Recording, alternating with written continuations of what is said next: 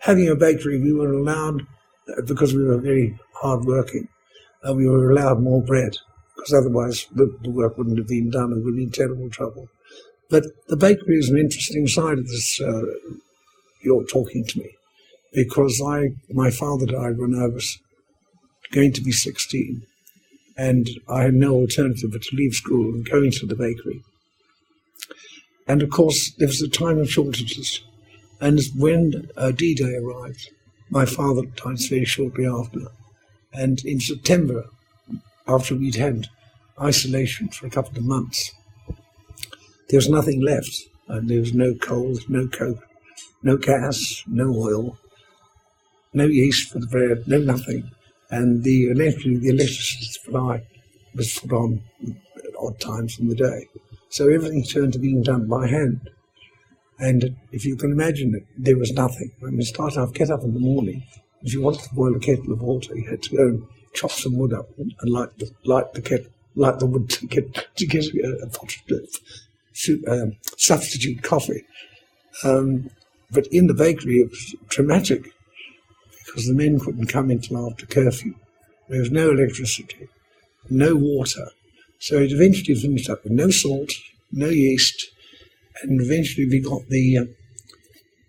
some yeast from the breweries through the beer and made sourdoughs, which was a sort of Canadian process. You take one piece of dough off each batch and leave it until it sort of ripens and put it in the next one.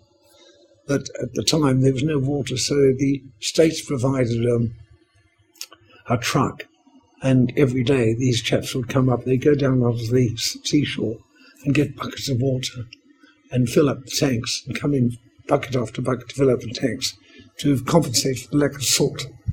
And because there was no coal or coke for the fire, for the ovens, we had an army of men coming in with logs, and all they did was literally throw the logs on, they just mop them up. Coke burns very slowly, but wood, of course, burns like, fury. And so they were there all day feeding us. And then the states decided to cut down the size of bakeries, so we had 4 bakeries working in one. So there was, as much as they could. And then, of course, eventually the bread ran out, the flour ran out, and it came back in January with the Vega. And we were still making by hand, because there was no oil for the generator of the power station. Excuse me. And this Canadian flour arrived.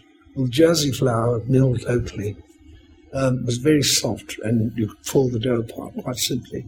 But when the Canadian flour arrived, it was pure gluten white flour, which you could actually stretch from a piece of dough from there to there. And we were making this by hand, and it was hard work. My cousin and I, we took it in shares to work. We worked from sort of 5:30 in the morning and made probably about a ton of dough, and then back again in the afternoon at 4 o'clock to make another ton ready for the next morning. We did this in 2 shifts. We did 1 week, and the other bakeries did another week. But it was terribly hard work, and a very, very difficult time.